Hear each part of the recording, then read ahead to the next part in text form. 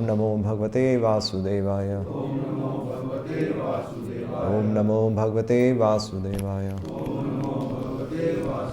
ओम अज्ञानतिमिरन्धस्य ज्ञानाञ्जनशलाकया चक्षुरुन्मिलितं येन तस्मै श्री गुरुवे नमः।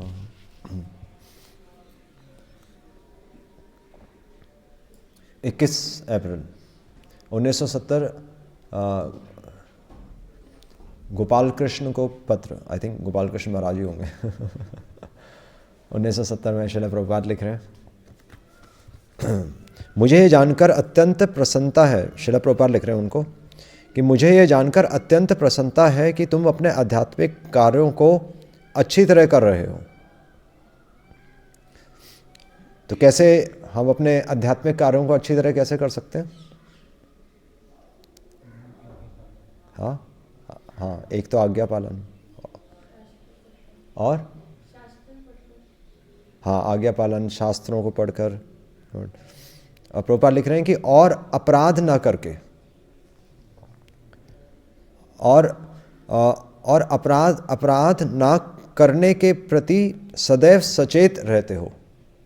ऐसे भी हम आध्यात्मिक कार्यों को अच्छी तरह कर सकते हैं कि हम ऑफेंसिव, श्रील प्रभुपाद लिख रहे हैं, always alert to see whether you are committing some offence और नॉट, कि हम कोई भक्ति में कोई अपराध ना कर रहे हो, तो हमेशा सतर्क रहना। श्रील प्रभुपाद लिख रहे हैं कि ऑलवेज अलर्ट, जैसे गाड़ी चलाते हुए हमेशा सतर्क रहते हैं ना, कहते हैं, क्या कहते हैं, सावधानी हटी दुर्घटना घटी बस ये सेम चीज़ भक्ति में भी है, सावधानी हटी दुर्घटना घटी। तो सावधानी हमें क्या बरतनी होती है वैसे, कोई बताएगा? कैसे हमसे अपराध कब होते हैं? यह सावधानी, जब हम कह रहे हैं कि हमें सावधान रहना चाहिए, तो सावधानी का क्या मतलब है?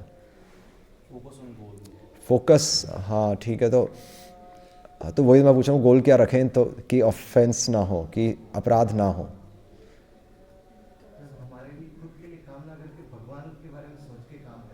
हाँ, भगवान के बारे में सोच के काम करें।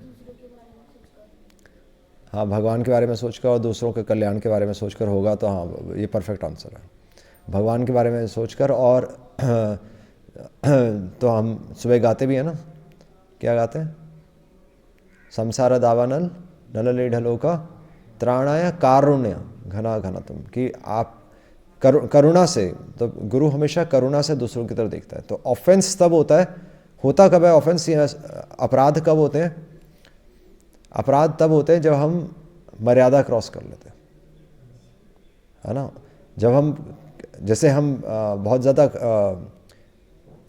किसी से क्लोज हो जाए, तो फ्रेंड्स के विषय में बातें बोली नहीं जाती कि उसने उसको बोल दिया, उसने उसको बोल दिया। वो कब होता है? जब हम वो मर्यादा क्रॉस कर रहे हैं। तो वो मर्यादा क्रॉस करना बहुत मतलब मर्यादा रखना बहुत ज़रूरी है। वो मर्यादा क्या है? मर्यादा मतलब क्या हुआ? हाँ, दूरी। एक्चुअली दूरी भी बहुत ज़रूरी है। दूरी मतलब ये थोड़ा सा डिस्टेंस होना चाहिए, और स्पेशली किसके प्रति? यहाँ श्रील प्रभुपाद लिख रहे हैं, श्री कृष्ण किसके प्रति अपराध होता है वैसे? वैष्णवों के प्रति होता है। तो वैष्णव तो चलो हम अभी सब साधक ही हैं, पर वैसे सबसे ज़्यादा अपराध किसके प्रति मतलब नहीं होना चाहिए? भगवान और गुरु, दोनों पॉइंट्स आ रहे हैं। श्रील प्रभुपाद लिख रहे हैं, श्री कृष्ण और उनके प्रतिनिधि गुरु की सेवा करते समय, दो पॉइंट्स तो बहुत ही ज़रूरी हैं, है ना। क्योंकि भगवान के प्रति हम तभी अर्च विग्रह सेवा हम थोड़ा सा एक अलग रखते हैं ना, एक मर्यादा रखते हैं ना, कि हर कोई अर्च विग्रह सेवा नहीं रखना, क्योंकि भगवान के बहुत ज़्यादा क्लोज जाना बहुत डेंजरस है। कि जैसे जैसे हम भगवान के अगर क्लोज जाएंगे तो फिर हम भगवान को, क्या खतरा है अगर भगवान के बहुत ज़्यादा क्लोज चले जाएंगे? या कई लोग कहते ही हैं कि हम तो भगवान से बातें करते हैं, ये वो। खतरा तो हमको ही होगा, क्योंकि हमसे गलती होगी। हाँ, तो उससे खतरा, क्या खतरा होगा? हमारा फॉल्ट हो जाएगा, गलती होगी तो। हाँ, तो क्या गलती करेंगे, वही तो मैं पूछ रहा हूँ। हम अपना ही समझना शुरू कर देते हैं। हाँ, अपना समझना शुरू करके एक्चुअली हम उनकी बातों तो हाँ, मर्यादा ही भूल जाएंगे बेसिकली। हाँ, उनकी बात का वज़न कम होता रहेगा। जैसे जैसे हम भगवान के पास जाते रहेंगे, उनकी बात का वज़न कम होता रहेगा। ऐसे ही अगर गुरु से बहुत ज़्यादा क्लोज हो जाएं, उसमें भी मर्यादा करें। हाँ हाँ, तो इसलिए गुरु को एक्चुअली अपने आप को अलग रखना भी पड़ता है, क्योंकि उसको पता है कि उसी में दूसरों का बेनिफिट है। क्योंकि अगर वो बहुत ज़्यादा फ्रेंडली हो जाएगा, बहुत ज़्यादा क्लोज हो जाएगा, तो फिर व्यक्ति उनकी बात सुनेगा ही नहीं। सिंपल सी बात है, जैसे हम फ्रेंड्स की बात नहीं सुनते और फिर ऑफेंस होते हैं, फिर मर्यादा क्रॉस हो जाएगी। और मर्यादा क्रॉस हो जाएगी, जब तक मर्यादा है तो बच्चा माता पिता के प्रति कुछ नहीं बोलता। जब तक बच्चा माता पिता से डर रहा है तो बच्चे का ही बेनिफिट है। जैसे फॉरेन में तो फ्रेंडशिप करते हैं ना, बच्चों से फ्रेंडशिप करते हैं, तो वो भी एक ठीक है, पर माता पिता से बहुत ज़्यादा भी नहीं डरना चाहिए। पर फिर भी एक मर्यादा बोला जाता है। मर्यादा मतलब डरना नहीं होता, पर मर्यादा मतलब एक दूरी बनाए रखना कि हम कभी माता पिता नहीं बन सकते, और माता पिता हमेशा हमसे बड़े ही हैं। चाहे भारत में तो स्पेशली ये बच्चा अगर 40 साल का भी हो जाए तभी वो बच्चा बच्चा ही रहेगा, वो माता पिता के लिए हमेशा बच्चा ही रहेगा। तो श्री कृष्ण और उनके प्रतिनिधि गुरु की सेवा करते समय हमें सदैव थोड़ा भयभीत रहना चाहिए। आई गया पॉइंट, प्रभुपाद लिख रहे हैं कि we should always maintain this fearful attitude. ये जो फियरफुल एटीट्यूड है वो मर्यादा हम कब मेंटेन कर पाएंगे?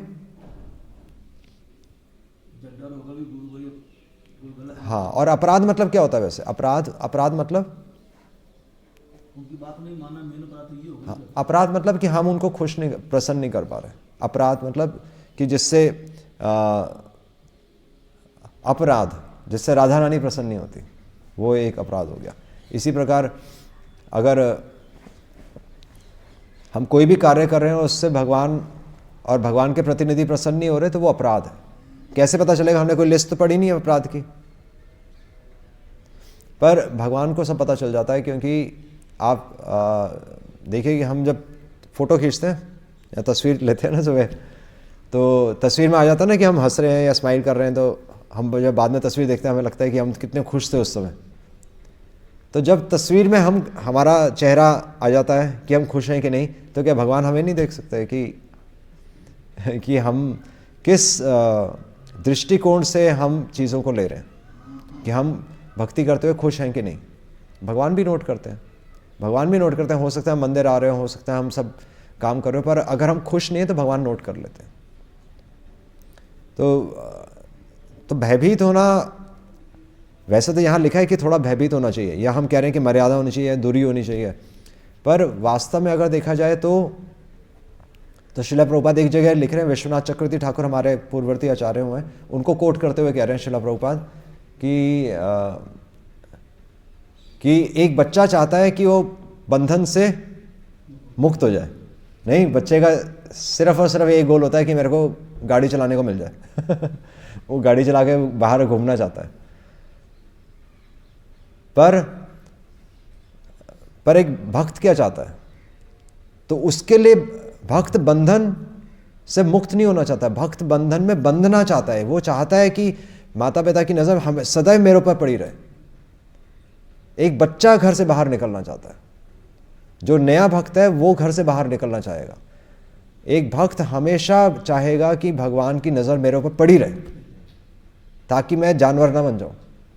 क्योंकि हम स्वभाव से क्या हैं? हम तो पशु, द्विपाद पशु। शास्त्र कह रहे हैं कि हम 2 पैरों वाले पशु हैं। अगर हमारे ऊपर ये लगाम नहीं खींची जाएगी तो हम हम सोते रहेंगे। और क्या, सिंपल सी बात है। कोई नहीं उठकर आएगा सूर्य मंगल आरती का। कौन आना चाहता है? कोई नहीं आना चाहता। हाँ, सब सोना चाहते हैं। तो इसलिए भक्त जो एक साधारण व्यक्ति के लिए बोझ लग रहा है, जिसको लोगों को लगता है कि नियम पालन करने पड़ेंगे, भक्त के लिए बहुत खुशी की बात है कि हमें नियम पालन करने पड़ रहे हैं।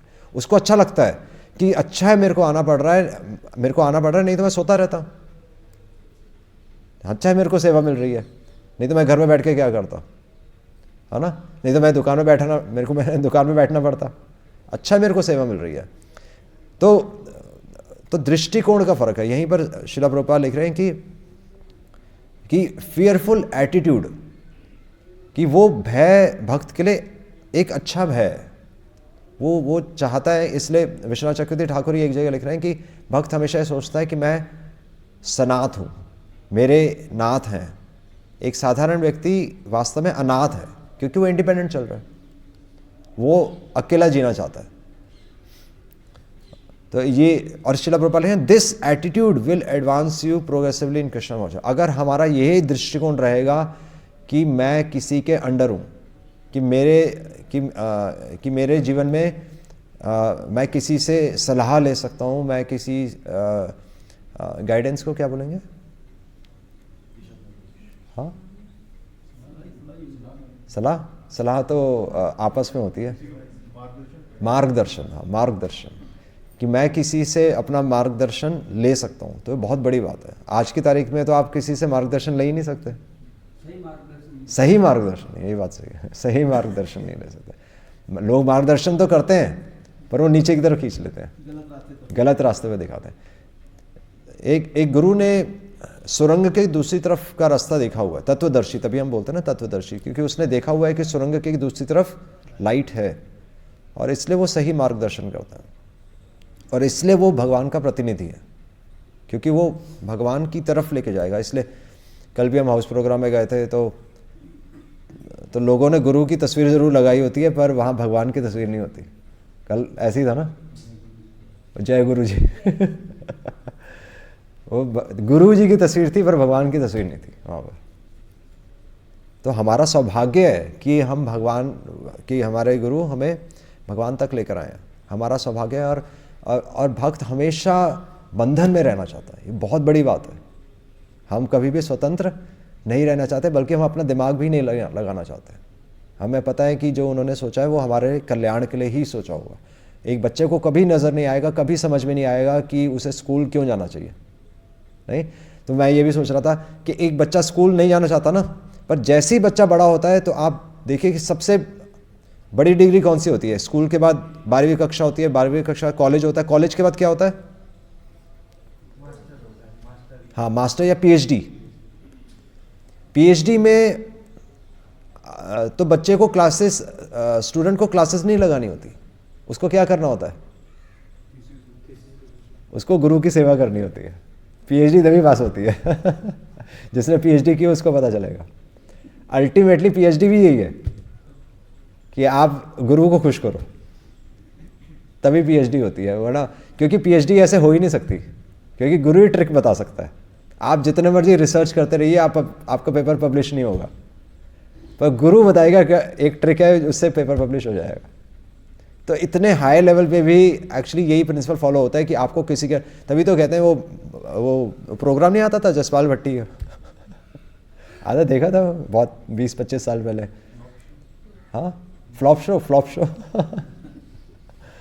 उसमें यही दिखाते थे कि वो एक स्टूडेंट होता है, वो पीएचडी किसी टीचर के पास लगवाता है, वो सब्जी लेकर आ रहा होता है उसके लिए तो अल्टीमेटली गुरु की सेवा करनी ही पड़ती है। आप गुरु की सेवा किए बगैर भगवान को खुश नहीं कर सकते। ये प्रिंसिपल आध्यात्मिक जगत में भी, हाँ पुराने ज़माने में है, पुराने ज़माने में तो साक्षात गुरु की सेवा ही होती थी, उसके बाद नॉलेज दी जाती थी। वहाँ तो शुरुआत से, अब आजकल इस चीज़ को बुरा माना जाता है, पर वास्तव में क्योंकि हम किसी के आगे झुकना नहीं चाहते, इसलिए ऐसा सिस्टम बनाया गया।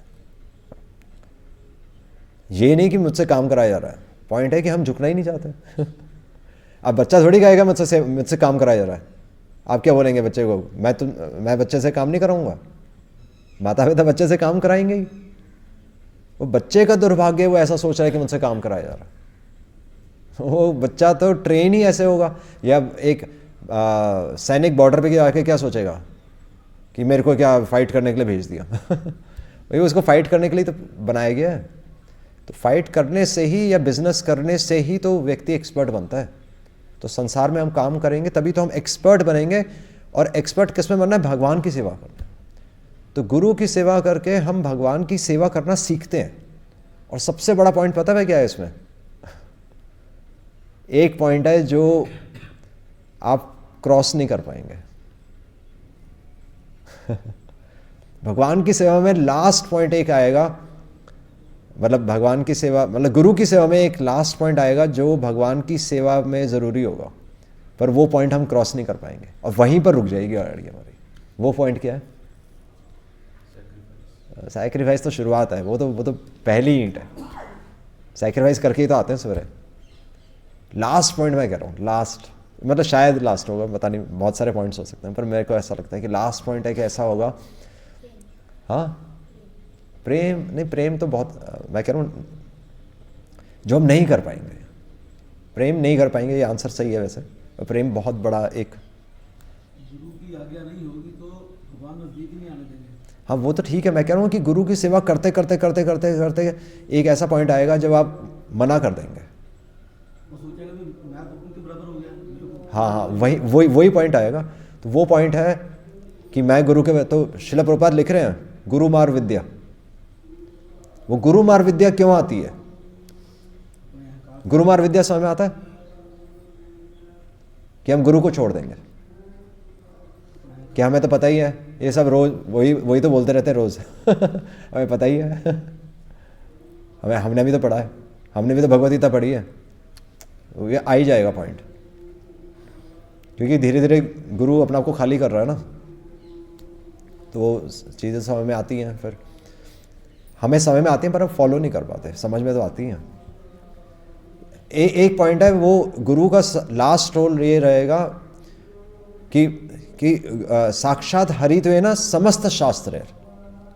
साक्षात गुरु कौन है? साक्षात यस्य प्रसादात भगवत प्रसादो, मतलब गुरु को शास्त्रों में भगवान के बराबर ही औहदा दिया गया ना। वो क्यों दिया गया? मतलब शास्त्र ये भी तो कह सकते थे कि गुरु भगवान के समान नहीं है, गुरु अलग है और भगवान अलग है, पर साक्षात हरि तो है ना समस्त शास्त्र है। गुरु भगवान की इच्छा को पूरी अच्छी तरह समझता है। हाँ वो तो क्लियर है, पर ये भी तो कह सकते थे कि गुरु भगवान की इच्छा को समझता है, पर गुरु है, भगवान भगवान है। ये क्यों बोला गया कि गुरु भगवान के समान है? भगवान की शिक्षा गुरु के माध्यम से तो समान क्यों बोला गया है? मैं कह रहा हूँ कि ठीक है, वो कह सकते हैं, हम कह रहे हैं वो शिक्षक है, वो भगवान के नॉलेज दे रहा है, पर शास्त्रों में कहा ही ये गया है कि व्यास पूजा है ही है, गुरु की पूजा ही लिखी है। गुरु की पूजा करते करते करते करते क्या होगा? क्या होगा? हाँ, गुरु की पूजा करते करते एक दिन द्वेष आएगा। अरे मेरे को तो भगवान की पूजा करनी थी, मैं गुरु की पूजा क्यों कर रहा हूं? और ये द्वेष आना बहुत जरूरी है। ये द्वेष अगर आप क्रॉस कर गए तब भगवान की सेवा होगी, क्योंकि वहां जाकर भी यही होगा। जब भगवान के धाम चले जाएंगे तब भगवान की पूजा कर रहे होंगे, फिर एक दिन में आएगा, अरे मैं भगवान की क्यों पूजा कर रहा हूं, मतलब पूजा ही कर रहा हूं। तो एग्जैक्टली यही चीज आएगा, क्योंकि नहीं ना होना चाहिए, क्योंकि गुरु के माध्यम से तो पहुंचा उस स्टेज पे। हाँ, गुरु मार विद्या यही तो है। तभी तो ये, इसी को कहते हैं बद्ध जीव, इसी को कहते हैं कि हम च्युत हैं, हमेशा हम नीचे की तरफ जाएंगे। भगवान और जीवात्मा और विष्णु तत्व में यही फर्क है, फर्क ही यही है कि इंसान हमेशा लास्ट स्टेज पे जाके गलती करेगा। शिष्य भी गलती करेगा, गुरु भी अपना को भगवान समझ लेगा, दोनों ही गलती करेंगे, ऐसे ही होगा। तो इसलिए गुरु को वो दर्जा दिया जाता है ताकि हम ट्रेन हो सकें भगवान को वर्शिप करने के लिए, क्योंकि किसी दूसरे को हम वर्शिप नहीं कर पाएंगे, हम नहीं कर सकते किसी दूसरे को वर्शिप। आप ध्यान से सोचिए, घर में ही वर्शिप नहीं कर सकते, दादा नाना को कहाँ वर्शिप कोई करता है? नहीं, कोई नहीं करता। रिस्पेक्ट कर सकते हैं आप, वर्शिप नहीं कर सकते, पूजा नहीं कर सकते आप उनकी। करते करते करते करते द्वेष आ जाएगा। पर फिर हम ट्रेन होते हैं ऐसे कि मेरे अंदर द्वेष है, फिर और प्यूरिफाई होते हैं। फिर जब अपने आप से उस द्वेष से हमें पता चलता है हमारे अंदर द्वेष है, फिर हम उसको ओवरकम करने का प्रयास करते हैं। पहले तो नज़र ही नहीं आ रहा था ना सालों से, फिर नज़र आने लगेगा कि मैं इनकी पूजा क्यों कर रहा हूँ भाई। फिर जब हम उस योग्य हो जाएंगे तब फिर भगवान कहेंगे हाँ अब तुम मेरे धाम आकर मेरी पूजा करने के योग्य हो, क्योंकि वहाँ पर भी गुरु एक्सेप्ट करने पड़ेंगे, वहाँ पर भी तो गुरु एक्सेप्ट करने पड़ेंगे, वहाँ पर भी हम किसी के अंडर ट्रेनिंग लेंगे। तो जब यहाँ पर हमें कोई हमारी नाक से नीचे नहीं जा रहा, तो वहाँ भी कोई नहीं हमारी नाक से नीचे जाएगा। तो ये ट्रेनिंग होती है यहाँ पर, इसलिए बोला गया है साक्षात हरित्वे न समस्त शास्त्र है, और इसलिए व्यास पूजा है। ये सारी चीज़ें बनाई गई हैं ताकि हमारे अंदर जो ये सब छुपी हुई चीज़ें हैं, जो खजाना छुपा हुआ है ना हमारे अंदर, गुणों का खजाना नहीं है, अवगुणों का खजाना है, तो वो सब हमें पता चलता रहे। हम कभी किसी के गले में हार नहीं पहना सकते, वो तो हम एक दो बार पहना देंगे, रोज़ रोज़ होता रहेगा ना, ये क्या है, ये तो कुछ नहीं करते, ये तो रोज़ का काम है, वो आ ही जाएगा। तो ये नज़र आना चाहिए, ये नज़र आएगा तब यानी कि अंदर सफाई हो रही है। इसको कहते हैं क्लीनलीनेस ड्राइव इसको कहते हैं भक्ति। हरे कृष्णा कृष्ण कृष्ण हरे हरे, हरे राम राम राम हरे हरे। श्रील प्रभुपाद लिख रहे हैं इस भाव से, इस एटीट्यूड से, इस दृष्टिकोण से तुम कृष्ण भावना में प्रगति करोगे। बस ये एटीट्यूड रहेगा तो हम हमेशा एडवांस करते रहेंगे। हरे कृष्ण। श्रील प्रभुपाद की जय। ठीक है, क्लियर हुआ ना, मतलब थोड़ा सा